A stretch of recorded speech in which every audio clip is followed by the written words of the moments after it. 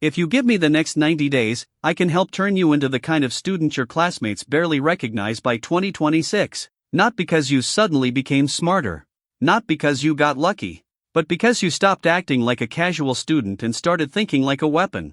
Right now, most students are distracted, emotionally soft, addicted to their phones, and waiting for motivation to rescue them.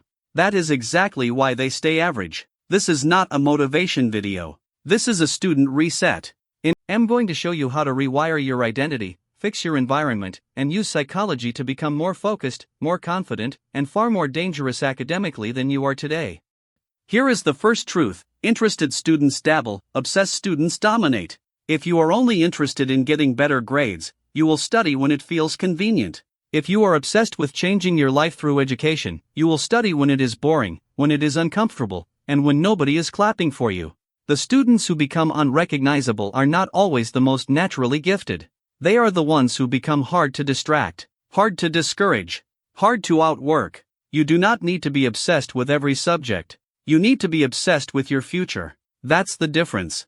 Average students ask, "How do I feel today?" Dangerous students ask, "What does my future require today?" Start there. You want the easiest psychology hack? Change your physical environment before you try to change your mind. A messy desk creates a messy brain. A room full of distractions trains your attention to scatter. If your study space looks like a place for sleep, snacks, gaming, and scrolling, your brain will never fully switch into performance mode. So clean it. Remove junk. Throw out old papers, broken pens, random trash, and anything that belongs to the version of you that keeps procrastinating. Then upgrade the space just enough so it feels serious. One clean desk. One chair. One light. One notebook. One bottle of water. That's it. Your environment should tell your brain, "When I sit here, I work." Students underestimate this, but identity is shaped by what you repeatedly see. Most students stay stuck because their goals are too vague. "I want to do better" means nothing. Better is not a target. Better is a wish. You need one measurable outcome for the next 90 days. Maybe it's raising your GPA. Maybe it's scoring above a certain number on the SAT, ACT, MCA, LSAT, NG, or a major final. Maybe it's ranking in the top 10% of your class. I do not care what it is, but it needs a number on it. Specific goals change behavior because they give your brain a finish line. Once that target is clear, ask one brutal question: what would a student who actually hits this goal do every single week? Then do that. Not occasionally. Every week. Clarity creates pressure, and pressure creates performance. Most students are losing long before the exam because they keep repeating weak stories about who they are. "I'm bad at math. I can't focus. I'm just not one of those academic people." That is garbage. It is not truth. It is a script. And if it is a script, it can be rewritten. Take out a notebook and write a new identity statement. Not fantasy. Strategy. Right, I am the kind of student who finishes what I start. I prepare early. I stay calm under pressure. I learn fast because I review consistently. The brain responds to repeated identity cues. This is not magic. This is cognitive alignment. Your actions start matching the identity you rehearse most often. If all day long you tell yourself you are behind, scattered, and lazy, your behavior will obey. Write a stronger script and give your brain a new character to play. If you want to become unrecognizable, stop relying on effort alone. Use leverage. Students today have more leverage than any generation in history, but most waste it on entertainment. Your first leverage is technology. Use spaced repetition apps, focus timers, AI tutors, lecture summaries, and question banks. Your second leverage is people. Study with students who are serious, not social. Build a circle where performance is normal. Your third leverage is systems. Don't decide every day whether to study. Make it automatic. Same place. Same time. Same subjects. Same review cycle. Your fourth leverage is visibility. Ask questions in class. Go to office hours. Email teachers.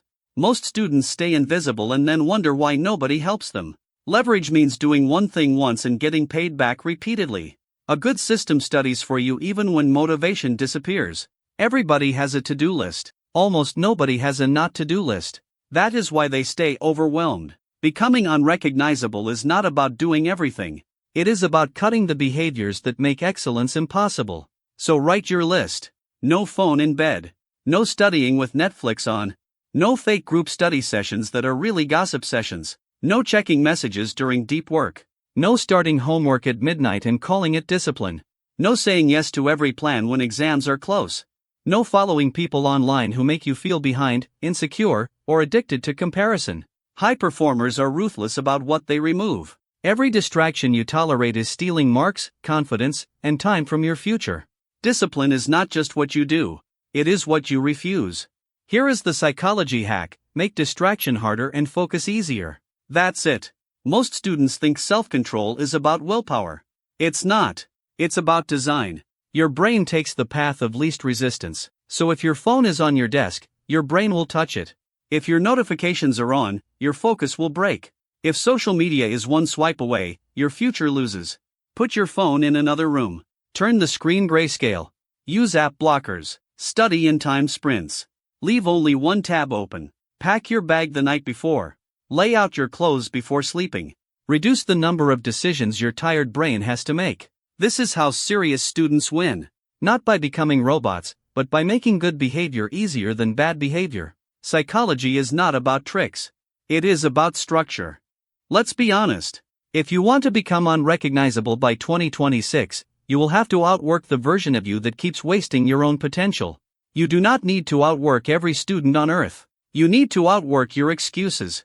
Wake up earlier if that gives you control. Use the first hour of the day before the world starts stealing your attention. Review when your brain is fresh. Do the hardest subject first. Stop waiting until panic forces you to move. Last-minute students live in stress because they rent urgency instead of building discipline. And yes, this will feel hard in the beginning. Good. That is how you know the transformation is real. Comfort keeps you recognizable. Pressure changes you. You are not trying to become balanced with your bad habits. You are trying to bury them. The final move is simple. Stop announcing everything. Stop telling people about every study plan, every comeback, every new routine, every goal. Most students talk too early and work too little. Real transformation is quiet. Build in private. Let people think you are the same. Then let your grades, your focus, your confidence, and your discipline do the talking. There is power in protecting your energy while you are still building. Not everyone needs access to your next level. Some people will laugh, some will doubt, some will project their own weakness onto you. Fine. Let them. Your job is not to convince them. Your job is to become undeniable. So here is the challenge. Give yourself 90 days. Clean the space.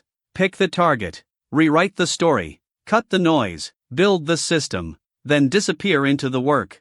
By 2026, you should not just look improved. You should look unrecognizable.